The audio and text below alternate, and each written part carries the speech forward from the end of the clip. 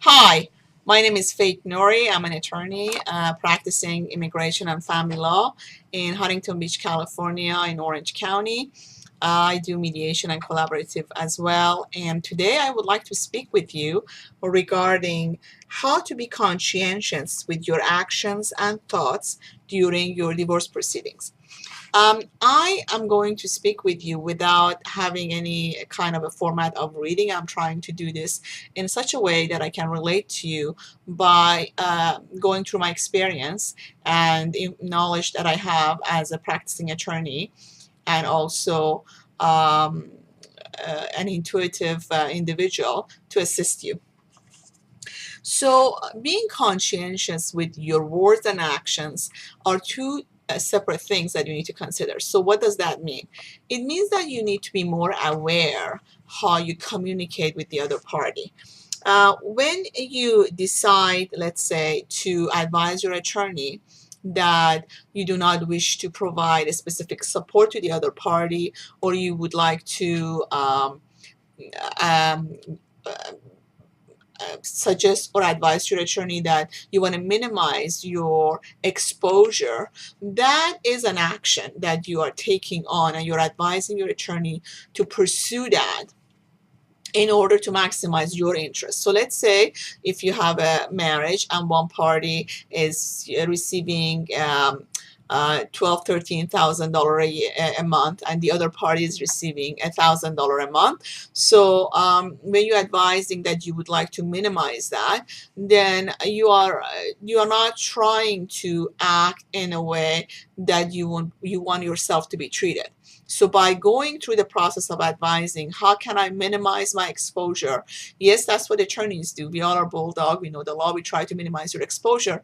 But if you, let's say you have a long-term marriage with the party and you have children, by doing that, trying to minimize, you're really trying to minimize your exposure by minimizing as much as you can, providing support to the other party. So that is not acting as a person who is conscientious about their own actions, because um, a lot of times when we are looking about our own self-interest, and at point when we are going through a divorce proceedings, by thinking about the self-interest and not the other party, this separation, this behavior that I see a lot from people and clients, it's not a behavior that it's benefiting anybody really, especially the clients, because yes, they may not pay as much, but there is a lot of resentments, party who doesn't want to pay and a party who's receiving.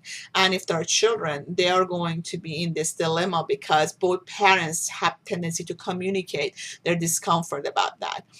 So what I also see is, for instance, when one of the parties is in a relationship, a new relationship, so I see that the concept is that, well, the money I'm paying for support is not going for my children. It's probably going for the other partners, or the way of living they're going to have. Maybe she goes or he goes to party with that money. So it's just the way the person would like to control the use of the funds based on their own belief system. So how can we avoid that? Well, the way you can avoid it is that change the way you think. So if you are always on a mode or mode of operation, or way of thinking that the money that is being used, it's not going to be used correctly, change that thought. And you married that person, you had children, good or bad, based on your thought process, and you now moving on, would you like them to be able to have a comfortable life? If not, then that's a different story. But if you, then you shouldn't even be listening to this video. But if you are a person who wants to be fair and wants to see that you both move in the best way possible with your lives, then you want to see how you can foster that relationship in a correct way, like correct way of moving toward the goal that you have.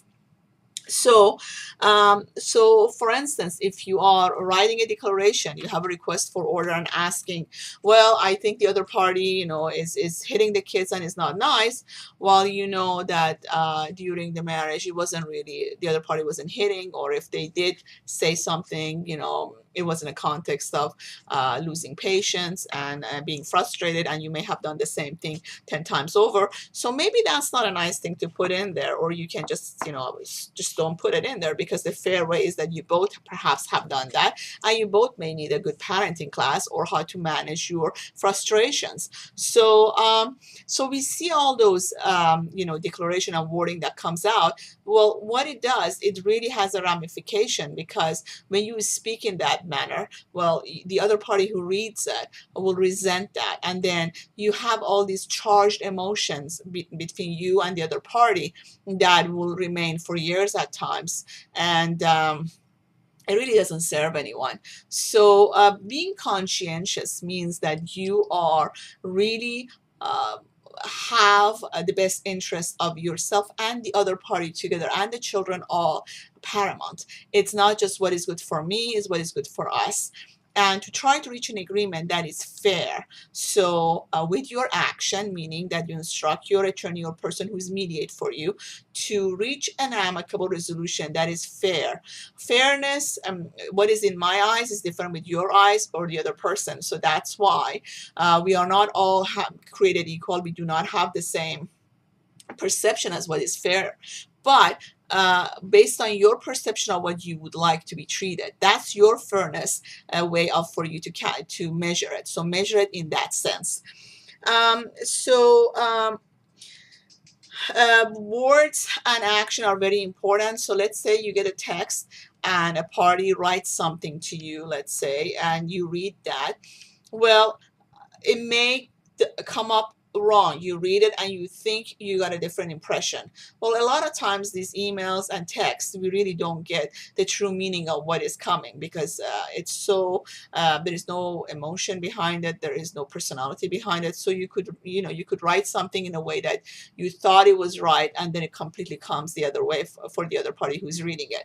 So give the benefit of the doubt that what you read, even if it doesn't come right to you, instead of just going off the handle and say, well, I'm not going to do it, or this is it, I don't agree, then try to understand that it could have come wrong, or the other person could have had their own heated moments at the time based on what they perceive that has happened or what they believe that had took place, and they just said something. So you have two options. You can just say, well, I think your perception is incorrect, and try to contain the situation, understanding that because you are trying to resolve the situation, and because you are trying to have a better relationship with the other party, then it's incumbent upon you to try to, instead of taking everything that comes to you as an attack and being defensive, to try to see that may not be the best option. Maybe I need to look at it in a broader picture. So if the party says why this happened, you understand that person is upset.